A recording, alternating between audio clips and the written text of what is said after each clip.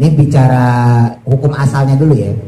Jadi qobliyah itu kan sholat sunnah. Jadi sholat sunnah boleh dikodok dengan catatan orang tersebut biasa sholat sunnah. Ini kasusnya Mbak Buyat nih ya, yang ditanyain. Kita biasa sholat qobliyah subuh. Hampir tiap hari kita sholat qobliyah subuh. Tentunya sholatnya di musola di masjid. Kalau di rumah mah sempat ya qobliyah ya. Ini mah sholatnya di musola di masjid. Biasanya qobliyah subuh dulu. Nah satu ketika datang ke musola, ke masjid, udah qomat. Waduh, saya nggak bisa qobliyah subuh. Habis sholat subuh, boleh kodok qobliyah subuh. Tapi jadi kodok. Berlaku untuk sholat apapun. Ibu biasa sholat witir. Bangun kesiangan, udah subuh. Waduh, biasanya witir. Malam kagak witir atau nggak tahajud. Tapi syaratnya udah biasa sekali lagi. Ya udah, pagi-pagi pulang pasar atau pulang dari belanja, kodok sholat tahajud, kodok sholat witir, boleh. Maaf gak tahu diri. Ya maaf nih ya, udah tahu mau ngaji habis ini. Ya baca la ilaha illallah 100. La ilaha 100 loh Bu, ngabisin waktu loh Bu. Kalau saya sih kagak rugi, orang tetap saya dibayar. Ya, yang rugi itu jamaah sebetulnya.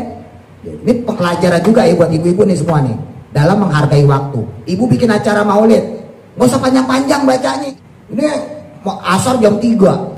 Wah konser gitu ya. Dari jam 1, jam 2, setengah 3. Tinggal 15 menit, ceramah 15 menit. Sayang Bu. Jangan dimenangin konser, kita mau konser kapan-kapan bisa. Ya. Lah sayang, ibu udah bikin acara maulid atau dia syukuran segala macam, ngundang penceramah ustazah. Dia ceramah cuma 15 menit, datang jauh-jauh. Bayaran sama, lah enakan ustazahnya. Menang banyak. Iya. Belajar dalam memanage waktu ya.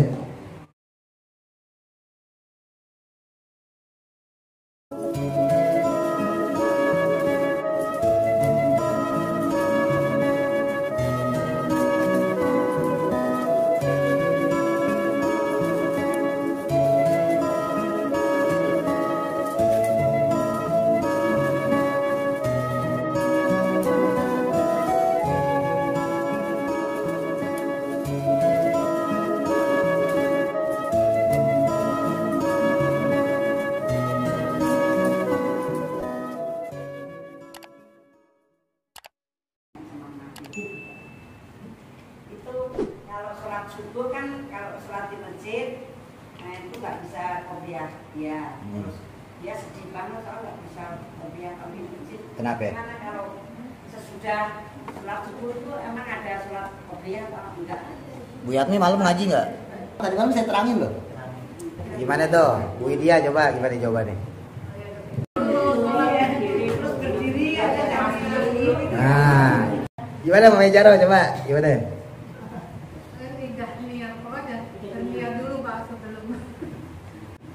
Bukan niat, azam. Azam. Azam artinya bukan niat, Pak. Beda, kalau azam tuh tekad. Kalau niat itu kan pas takbir Allah. Iya. Niat dalam bahasa Indonesia, iya, bukan niat dalam bahasa Arab. Ya. Ya.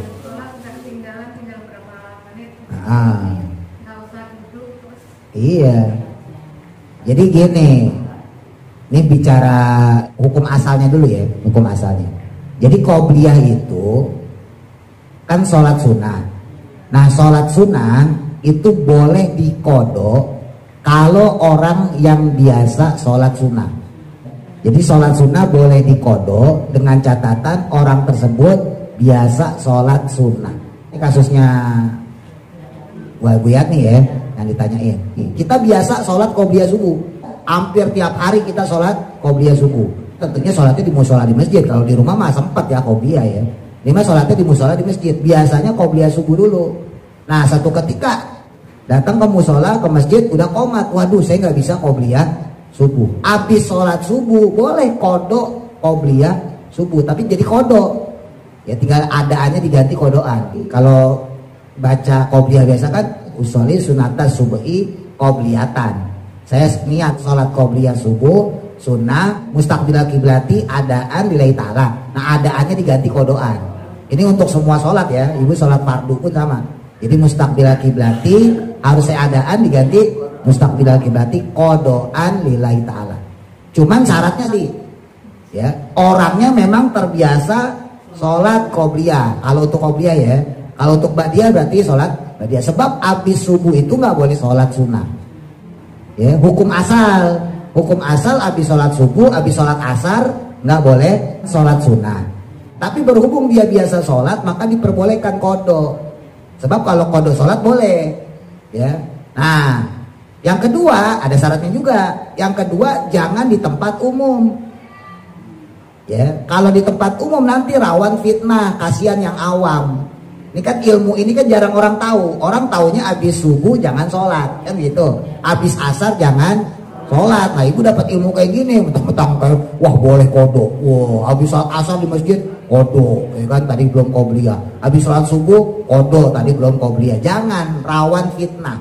Nanti kasihan yang awam nggak ngerti.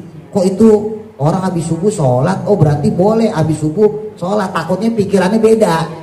Ya. Nah jadi dua syaratnya. Satu, orangnya terbiasa memang melaksanakan sholat sunnah, dalam hal ini qobliyah ya, atau sholat yang lain. Ya. Yang kedua, dilakukan tidak di tempat umum. Atau kalaupun di tempat umum, misalnya di musola, di masjid, orangnya ilmunya sama, selepel. Kalau di Baitul Ridwan nih, di Baitul Ridwan tuh orangnya insya Allah selepel bu.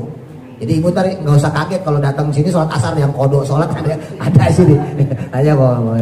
Ada loh sholat qadhanya bertahun-tahun. Nah ini ilmu dasar dulu ya, ilmu dasar. Nah sekarang ilmu yang tadi malam. Ya, jadi ada kaidah dalam satu kaidah fikih, idza jitama'a amroni, jika berkumpul dua perkara, ya, sawaun maqsuduhuma, sama tujuan keduanya, maka hukum yang pertama dikalahkan dengan hukum yang kedua. Ya, tadi malam kita kebetulan lagi bahas tentang sholat jenazah bagi orang yang mati syahid. Orang yang mati syahid di sini syahid dunia akhirat ya. Karena syahid ada syahid dunia, malam kita bahas tuh. Syahid dunia, ada syahid akhirat, ada syahid dunia akhirat. Nanti kalau yang mau jelas nonton YouTube saya aja. Ya, tapi ulangin panjang. Intinya yang syahid dunia akhirat, yang dia perang di medan perang. Dia perang di medan perang, terbunuh. Dia mati, maka haram dimandiin. Ya, dimandiin nggak boleh. Terus kemudian dikafanin, sunahnya pakai baju yang dipakai dia buat perang tadi. Kecuali kalau bajunya sutra, gitu ya. Nah, kenapa orang yang dia meninggal syahid kok nggak dimandiin? Karena secara hukum, ini dalilnya dari hadis Nabi ya. Karena darah yang ada pada syuhada, pada orang yang mati syahid, itu nanti akan jadi saksi dia di hadapan Allah dalam berjuang menegakkan agama Allah. Itu alasannya, makanya dia nggak boleh dimandiin, gitu ya. Nah sekarang timbul pertanyaan, gimana kalau si orang mati syahid ini dalam keadaan junub? Laki-laki misalnya gitu ya, habis hubungan badan sama istrinya, ikut perang sama Nabi, belum sempat mandi junub. Atau ada perempuan baru selesai halangan haid, dia belum mandi junub, dia ikut perang bersama Nabi. Nah di medan perang meninggal, dimandiin gak? Nah ini hukum fikih itu gitu. Jadi ada yang namanya kaidah fikih ya. Nah di antara kaidah fikih itu mengatakan kalau ada dua perkara yang dia bertemu, maka perkara yang kedua itu mencakup perkara yang pertama. Jadi hukumnya itu lebih menang perkara yang kedua, perkara yang baru. Gampangnya gitu ya. Ada kewajiban ketika seseorang ini dalam keadaan junub, kalau laki-laki misalnya habis hubungan badan, ya, yang perempuan misalnya baru selesai haid, ada kewajiban bagi dia untuk mandi junub, mandi jinabat, gitu ya. Lah, kok kemudian dia perang, mati, maka lahir hukum baru, yaitu dilarang memandikan. Nah, maka hukum dilarang memandikan mengalahkan hukum mandi junub. Nah, ini lari ke masalah yang orang sholat. Kita biasa sholat qobliyah, kita biasa sholat tahiyatul masjid di musola, di masjid. Datang kita ke musola, datang kita ke masjid, waktu tinggal 1 menit. Ya, waktunya tinggal 1 menit. Ibu nggak bakal sempat, ya, entar keburu komat. Ya udah berdiri aja. Ibu berdiri sampai komat, ya, imam maju, rapatin barisan, takbir, Allahu Akbar. Selama memang kita punya azam, punya tekad, ya dalam bahasa Indonesia niat. Ya, dalam bahasa fikih beda ya. Dalam bahasa fikih yang namanya niat itu udah berdiri takbir, lah itu namanya niat. Kalau dari rumah mau ke musola, dalam bahasa fikih bukan niat, namanya azam. Ya, keinginan, tekad. Nah, ketika ibu berangkat udah punya keinginan, punya tekad untuk sholat qobliyah atau sholat tahiyatul masjid, kok nyampe musola, nyampe masjid nggak keburu, ya udah berdiri. Udah qomat, imam maju, barisan dibuat, nah ibu tinggal takbir, Allahu Akbar. Nah, maka ibu dapat 3 pahala. Nah, ini pentingnya ilmu.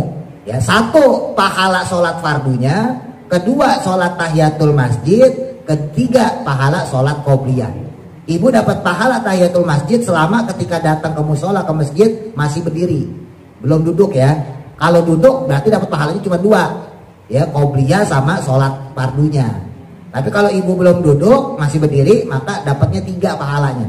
Ini bicara pahala, bukan bicara fadilah. Kalau secara fadilah tetap yang bagus masuk ke musola, masuk ke masjid, sholat tahiyatul masjid, sholat qobliyah, baru sholat fardu. Bicara keutamaan, bicara fadilah. Ini kita bicara pahala.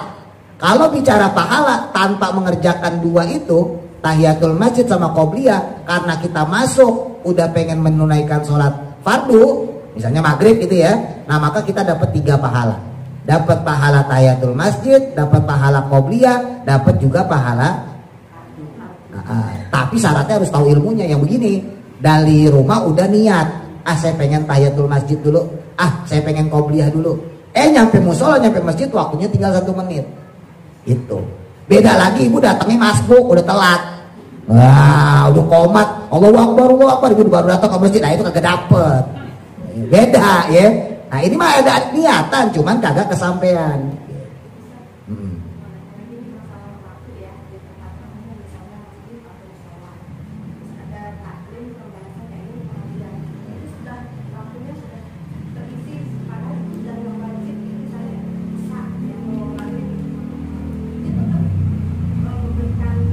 Wah itu saya banget itu. Iya. Contohnya misalnya saya ini ya, nanti saya maghrib ngajar. Itu saya kalau isya 12 bu, itu saya banget. Ya. Emang isya waktunya cuma sampai jam 8. Nah, kan pertanyaannya gitu ya. Isya kan waktunya panjang.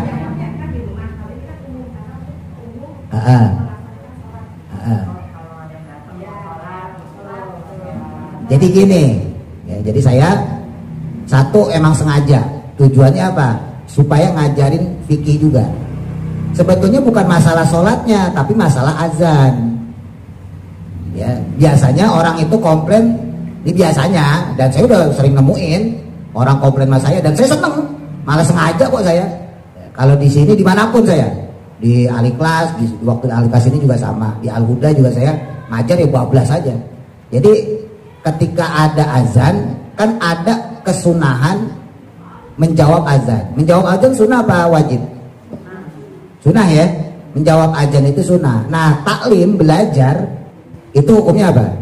Wajib. Nah, maka secara kaidah fikih sunnah itu mengalahkan wajib. Gitu. Gampangnya begitu. Jadi bukan masalah sholatnya.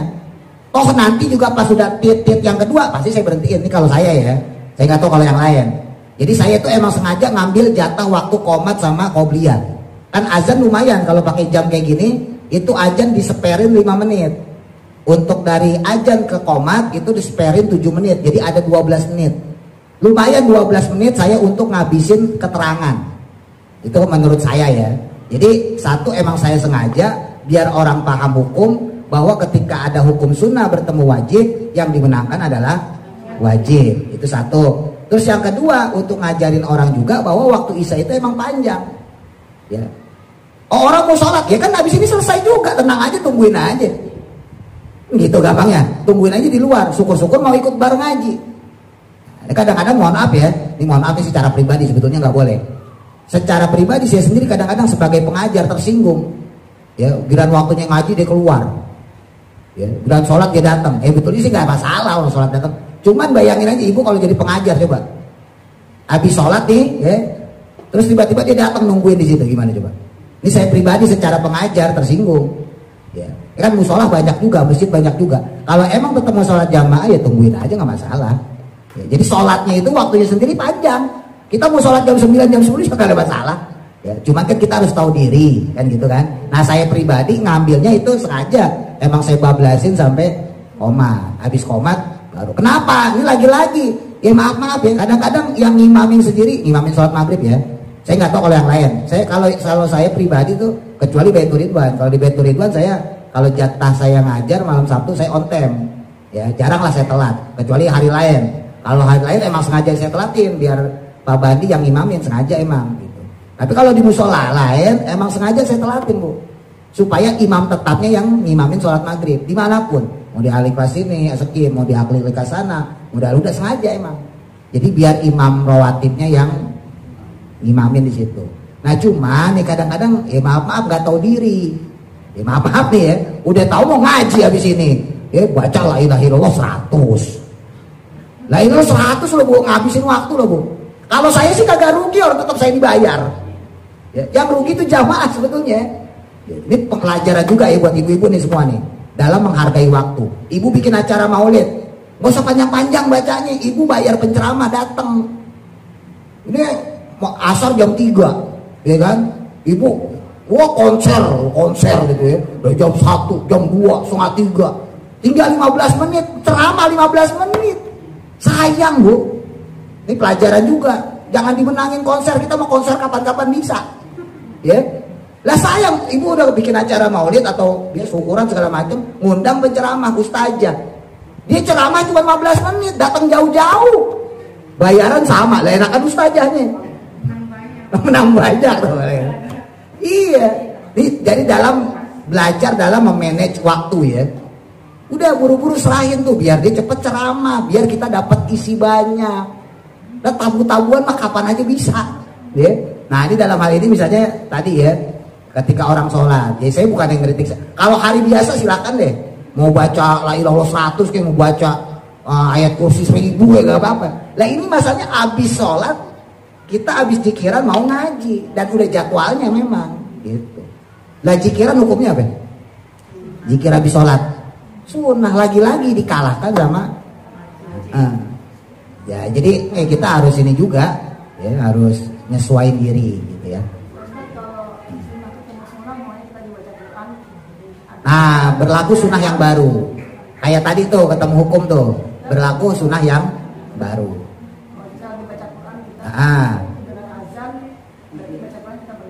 Sodakallah, terus kita jawab azan. Atau kita lagi baca Quran ketemu wajib jawab salam orang.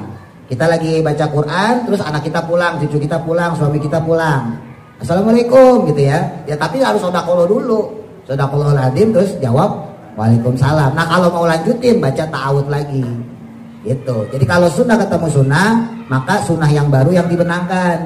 Tapi kalau sunnah ketemu wajib, yang dimenangkan wajib. Makanya tadi saya sampaikan ketika saya ngajar, karena menjawab azan hukumnya sunnah, maka saya terusin karena ngaji itu wajib.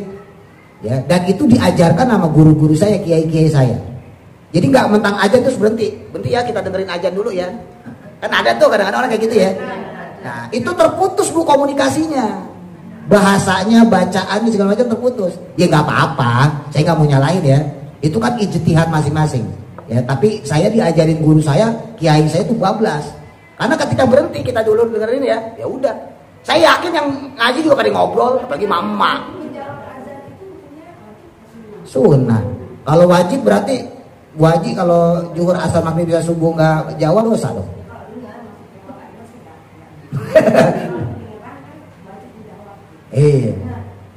Di rukun Islam ada nggak jawab azan? Nggak ada kan? Nah, yang wajib itu di rukun Islam itu sholatnya yang wajib, dan waktu isya ke subuh itu kan juga durasinya lama ya, dari jam 7:30 kalau sekarang ya, 7:30 sampai jam 4:30, durasinya lama ya. Tapi walaupun begitu tadi saya sampaikan, saya tetap sadar diri, maksudnya tetap paling saya ngambil jatahnya ini aja gitu, jatah komat aja tuh, jadi lumayan lah 12 menit. Karena ini kan saya kalau ngaji ini kan saya rekam juga Bu, jadi ketahuan gitu. Pengennya saya tuh ngaji tuh setidaknya sejam, dari maghrib ke isya tuh jatuhnya sejam kurang lebih ya. Nah itu kadang-kadang ya balik lagi kalau imamnya dikira lama, belum ya tadi misalnya ada pertanyaan, belum segala macam. Nah akhirnya nggak tuntas pelajarannya, takutnya miss itu apa ya? Nah, salah paham, gampangnya gitu. Jadi daripada salah paham ya kita tabrak. Ya, jadi kesimpulannya gitu ya. Kalau sunnah ketemu sunnah maka dimenangkan sunnah yang terbaru. Begitu pula wajib.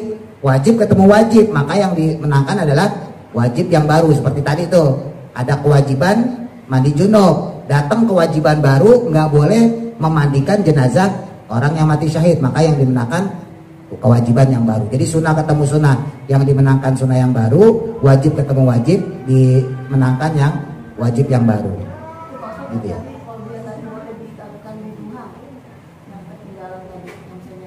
Boleh, namanya kodok ya. Nah, masalah kodok. Jadi kodok yang tadi saya sampaikan berlaku untuk sholat apapun. Ibu biasa sholat witir, bangun kesiangan, udah subuh, waduh, biasanya witir, malam kagak witir atau nggak tahajud, tapi syaratnya udah biasa kayak lagi. Ya udah, pagi-pagi pulang pasar atau pulang dari belanja, kodok sholat tahajud, kodok sholat witir, boleh. Cuman lagi-lagi nih buat yang biasa. Ya. Waktunya subuh kan jam berapa itu? Sini misalnya baru azan terus sholat kegiatan subuh boleh nggak? Baru azan. Sini, jadi qobliyah itu sebetulnya nggak usah nungguin azan. Lah kalau yang azannya telat, jadi asal udah masuk waktu subuh, ibu udah di rumah didengerin azan subuh ya, ibu langsung qobliyah nggak masalah. Nggak usah nungguin azan orang lain atau nungguin azan berhenti. Nah, pokoknya udah masuk waktu, maka sunnah qobliyah dimanapun ya, mau ibu di rumah, mau di musola, di masjid. Nah, cuman kan kalau kita di musola, di masjid kan kita dengerin azan nih. Nah, maka ada kesunahan yaitu menjawab azan. Tadi tuh antara sunnah yang lama dengan sunnah yang baru, maka dimenangkan sunnah yang baru. Ya udah jawab azan gitu. Nah, kalau udah jawab azan baru kemudian kita sholat qobliyah. Tapi kalau posisi kita di rumah bisa langsung qobliyah.